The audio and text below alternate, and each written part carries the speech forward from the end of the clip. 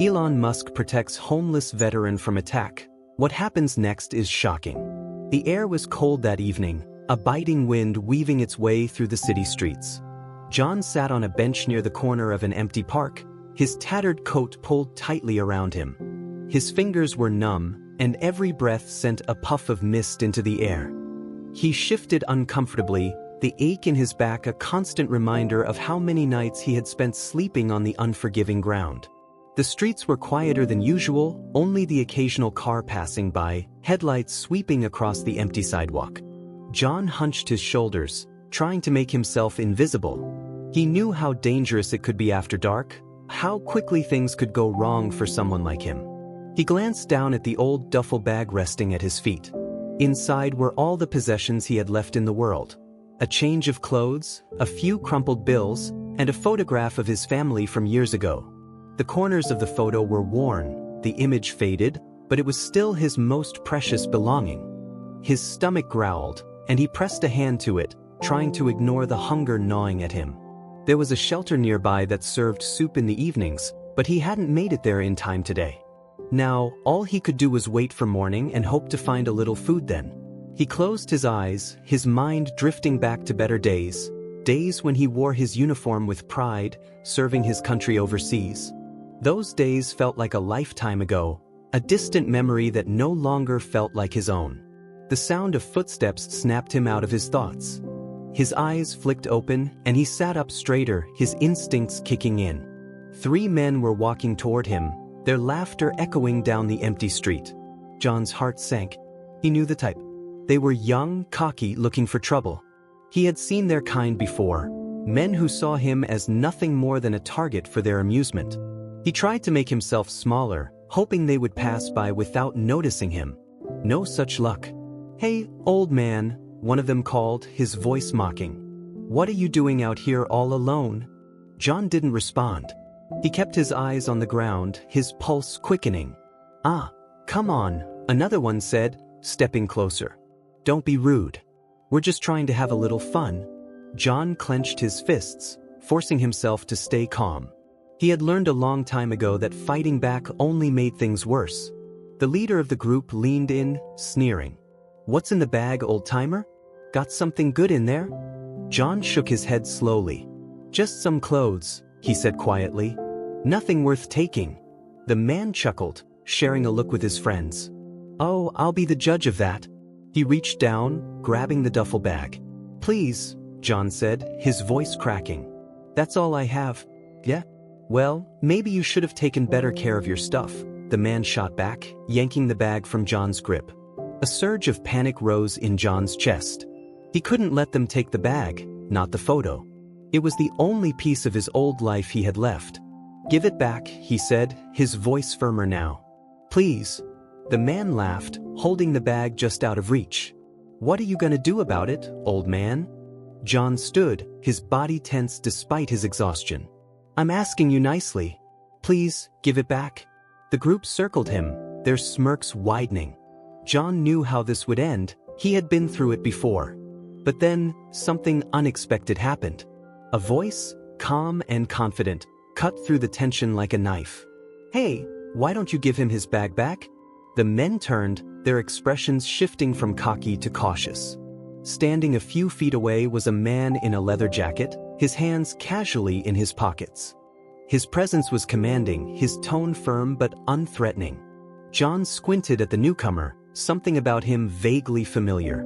The man took a step closer, his eyes locking onto the leader of the group. "I'm serious," the man said. "Hand it back." "No." The leader hesitated, his bravado faltering. "Who the hell do you think you are?" The man smiled faintly, tilting his head. Elon Musk." The words hung in the air, their weight sinking in slowly. For a moment, the street was completely silent, the tension crackling like electricity. The leader blinked, his confidence evaporating. His friends exchanged nervous glances, suddenly unsure of themselves. Everyone knew who Elon Musk was, the billionaire, the tech genius, the man with more power and influence than anyone they had ever encountered. The leader stammered, his grip on the bag loosening. "Give him the bag," Elon repeated, his voice steady. and then leave. No. Without another word, the man thrust the bag back into John's hands. Here, take it? They backed away quickly, their earlier swagger gone, disappearing into the night without looking back. John stood there, his breath coming in shallow gasps, his hands clutching the duffel bag tightly. He looked up at Elon, still trying to process what had just happened. "Thank you," he said finally, his voice barely a whisper. "I don't know what to say." Elon smiled gently. "You don't need to say anything. Are you okay?" John nodded slowly, though his legs felt like they might give out at any moment. "I'm here thanks to you." Elon studied him for a moment, his eyes filled with something John hadn't seen in a long time, genuine concern. "You've had a rough time, haven't you?" Elon said softly. John hesitated, then nodded. "Yeah, you could say that." "Well," Elon said, placing a hand on John's shoulder, "I think it's time we change that. Come on. Let's get you somewhere safe." John blinked, his mind racing. "Wait, what do you mean?" "I mean," Elon said, his smile widening, "you're not spending another night out here. Not if I can help it." John sat in the passenger seat of Elon's car, staring out the window as the city lights blurred past. It all felt surreal, the sudden change of events, the warm interior of the car, and the calm presence of the man beside him. Elon had barely spoken since they left, giving John space to collect himself. John glanced down at the duffel bag resting on his lap, his grip tightening around the worn fabric. For the first time in years, he felt safe, yet his mind buzzed with questions. Why was Elon Musk helping him? What could someone like Elon want from a man who had nothing? Elon broke the silence first, his tone casual, as if they were just two old friends catching up. "You're probably wondering why I stopped." John hesitated before answering. "Yeah, I guess I am." Elon smiled, his eyes still focused on the road ahead. "I've always believed that if you have the power to help someone, you should. I saw what was happening and I couldn't just walk away." He paused, glancing at John. "Everyone deserves a second chance. The second chance." The words hung heavy in the air. John had long stopped believing in such things. "I appreciate it," John said quietly. "But you don't have to go out of your way for me. I'm used to getting by on my own." Elon raised an eyebrow. "Is that what you call what happened back there, getting by?" John chuckled dryly, a hint of bitterness in his voice. "Fair point." The car slowed as they pulled into a gated building with tall windows and a warm glow spilling from inside.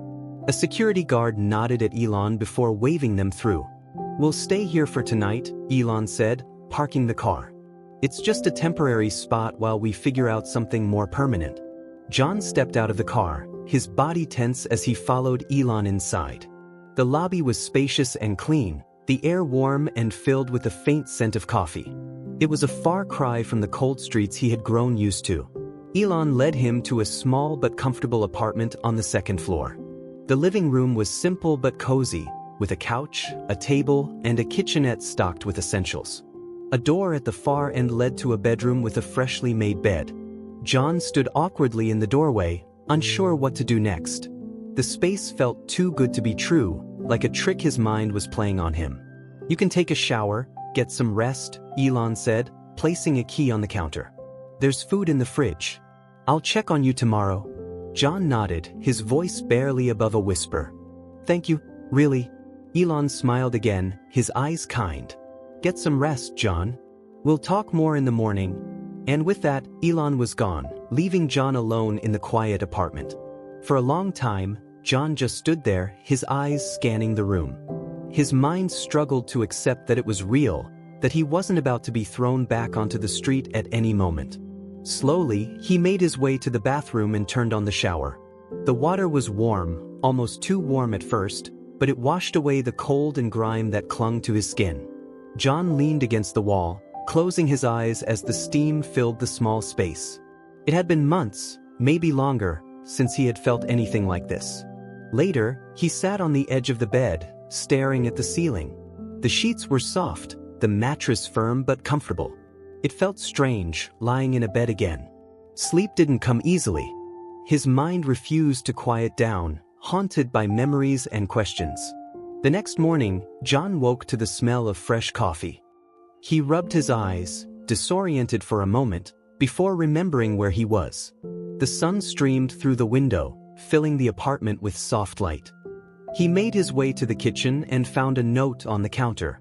"Morning, John. Take it easy today. If you need anything, just call." John stared at the note for a long time, something stirring in his chest.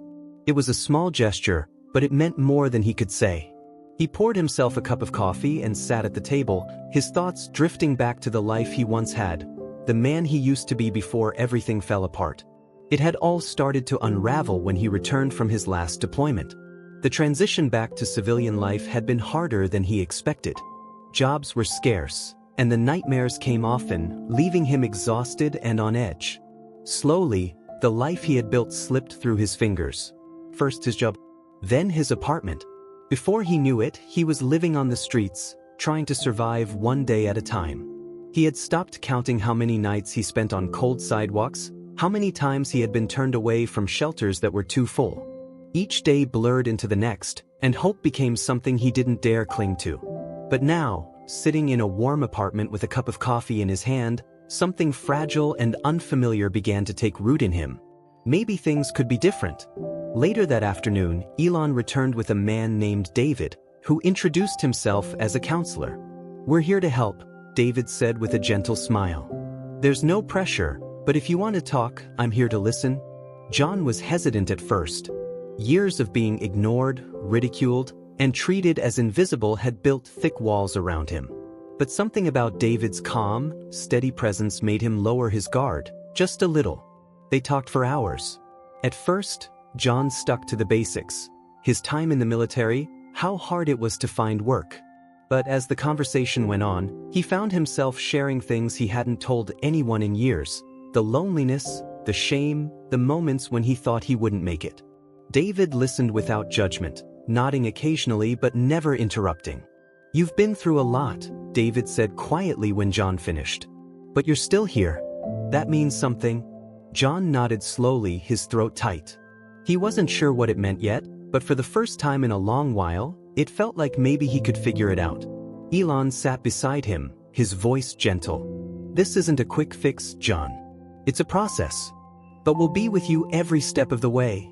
John met his eyes, a lump rising in his throat. "I don't know how to thank you for all of this." Elon smiled. "Just promise me one thing. When you're back on your feet, help someone else. Pay it forward."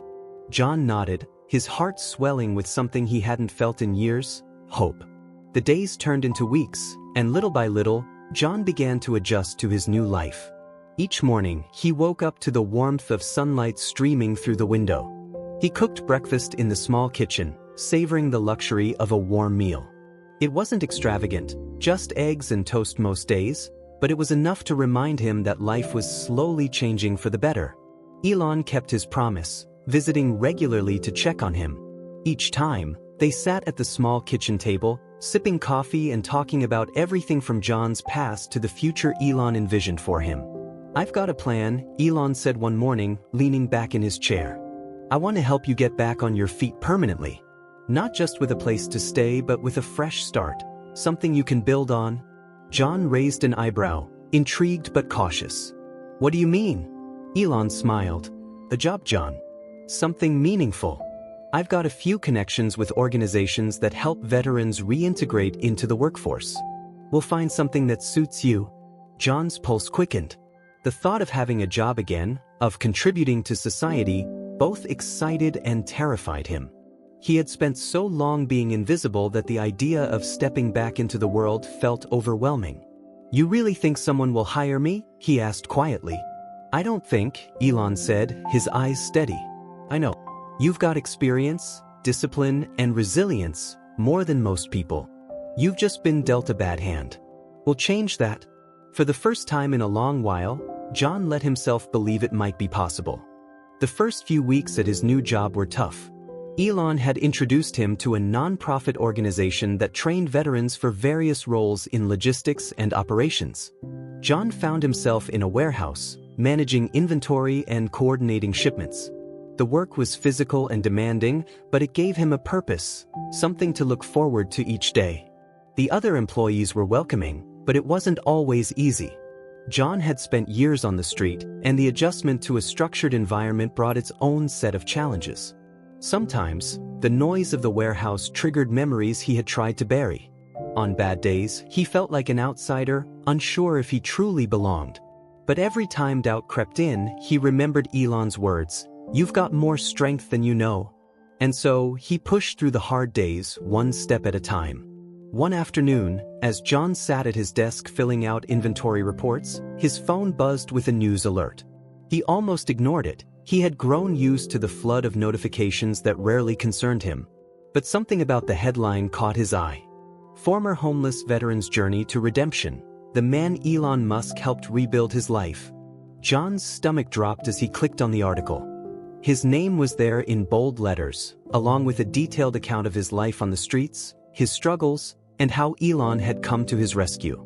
There were even pictures, one of him in front of the warehouse, another of him sitting with Elon in his apartment.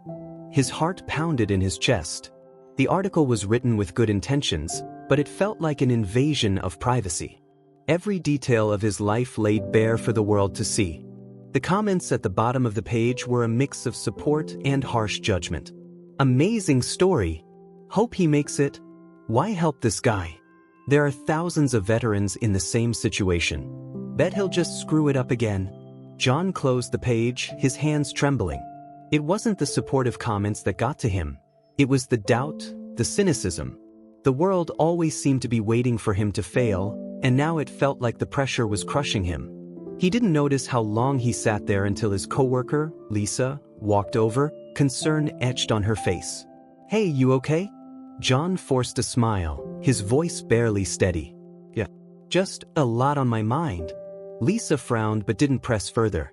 "If you ever want to talk, I'm here." He nodded, grateful for the offer but unsure how to accept it. That night, John sat alone in his apartment, the weight of the article pressing down on him. The doubts that had haunted him for years returned in full force. He found himself pacing the small living room, old fears gnawing at the edges of his thoughts. What if they're right? What if I do mess this up? He had worked so hard to rebuild his life, but now it felt like everything could unravel with a single misstep. His phone buzzed again, this time with a call from Elon. John hesitated before answering. "Hey, John," Elon's voice was calm, steady as always. "I saw the article. I figured you might want to talk." John sighed, running a hand through his hair. "It's a lot. I didn't expect my whole life to be out there for everyone to judge." "I know," Elon said gently. "The media can be intrusive. It's not fair, but here's the thing, you don't owe anyone an explanation. The only people who matter are the ones who know your real story, the ones who believe in you." John leaned against the counter, letting those words sink in. "I don't want to mess this up." "You won't," Elon assured him. "You've already come so far. Don't let a few words on a screen take that away from you." For a long moment, John said nothing, the weight on his chest slowly lifting. "Thanks," he said finally. "I needed to hear that. That's what friends are for," Elon said with a chuckle. "Now get some rest. You've got a big day tomorrow." Over the next few weeks, John slowly found his balance again. The article eventually faded from the headlines, replaced by the next big story. People stopped whispering and life returned to normal, or at least as normal as it could be. John threw himself into his work with renewed determination. He started taking on more responsibility at the warehouse, mentoring new employees and helping them find their footing. His confidence grew with each passing day, and for the first time in years, he felt like he belonged. Elon visited less frequently as John became more independent, but they kept in touch. Their conversations became lighter, filled with stories and laughter rather than worry. John often found himself thinking back to that night on the bench, amazed at how far he had come.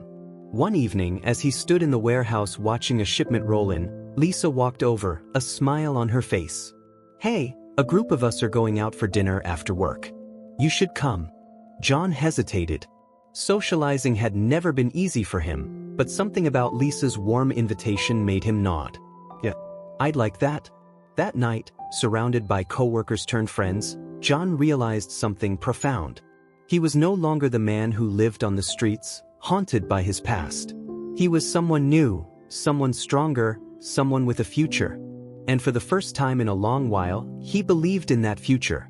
Months passed, and John's life continued to change in ways he had never thought possible. He had become a fixture at the warehouse, a reliable, steady presence that others looked to for advice and guidance. His co-workers respected him, not just for his work ethic but for his resilience and calm under pressure. Lisa often joked that he was like the backbone of the operation, quietly keeping everything running smoothly. And for once, John didn't brush off the compliment. He had found pride in his work again, something that had been missing for far too long. But it wasn't just his work that transformed. One afternoon, the manager at the nonprofit pulled John aside. "We've got an opportunity for you," he said. "There's a speaking event for veterans next month. We thought it might be a good chance for you to share your story."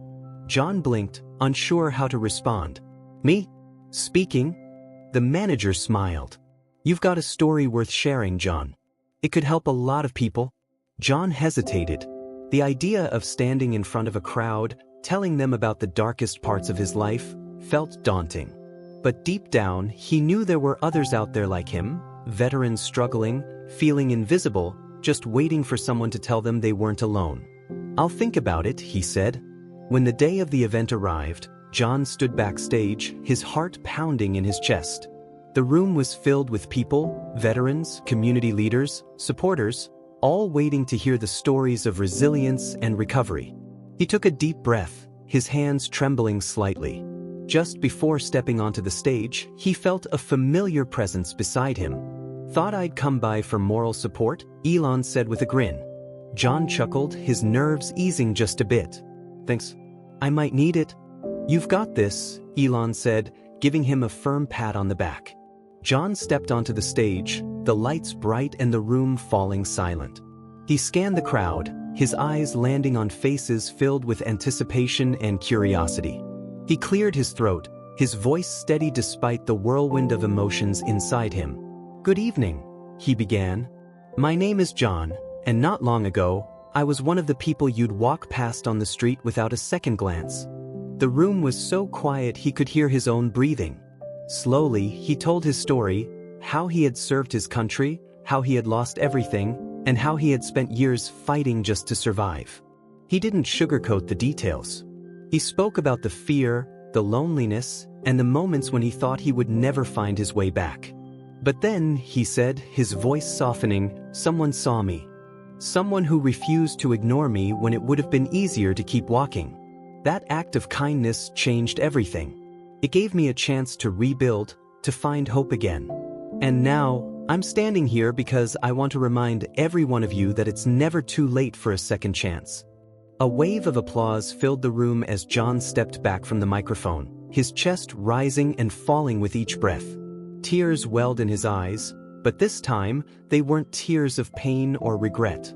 They were tears of release, of finally letting go of the weight he had carried for so long. As he walked off stage, Elon was waiting for him, his smile wide and genuine. "See?" Elon said. "Told you you'd be great?" John laughed, wiping his eyes. That felt different. Good, but different? "It felt right," Elon said.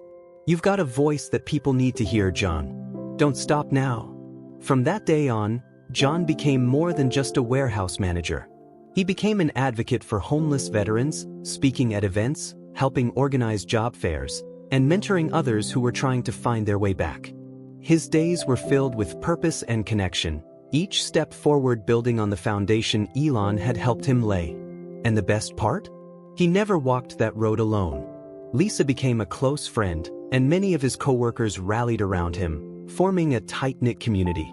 The warehouse wasn't just a workplace anymore. It was a family. One evening, as John sat on the back porch of his modest home, watching the sun dip below the horizon, he reflected on how far he had come. The man who had once curled up on a park bench with nothing but a worn duffel bag was long gone. In his place stood someone stronger, someone who had faced the storm and come out the other side. His phone buzzed with a text from Elon. "Coming to town next week. Let's catch up?" John smiled, typing back a quick response. "I'll be here." The following week, They met at the same cafe where John's journey had taken its first unexpected turn. This time, there was no tension, no fear, just two friends catching up on life. Elon leaned back in his chair, studying John with a satisfied smile. "You look good. Happier." "I am," John said. "Thanks to you." Elon shook his head. "You did the hard part, John. I just gave you a little nudge." John chuckled, taking a sip of his coffee. Well, that nudge made all the difference. They sat in comfortable silence for a moment, watching the city buzz around them. "You ever think about what's next?" Elon asked. John nodded slowly. "Yeah, I've got some ideas. Maybe start my own program for veterans. Something small at first, but who knows?" Elon's eyes lit up. "I like the sound of that. Let me know how I can help." "I will," John said, his voice steady. As they stood to leave, John extended his hand. Elon took it, their grips firm and full of mutual respect. "Thank you," John said one last time, his voice filled with emotion. "You're welcome," Elon replied. "But remember, this is just the beginning." And with that, they parted ways, each of them carrying the weight of their journey in different ways. For John, it was no longer a burden. It was a badge of honor, a reminder that even in the darkest of times, the right person at the right moment could change everything.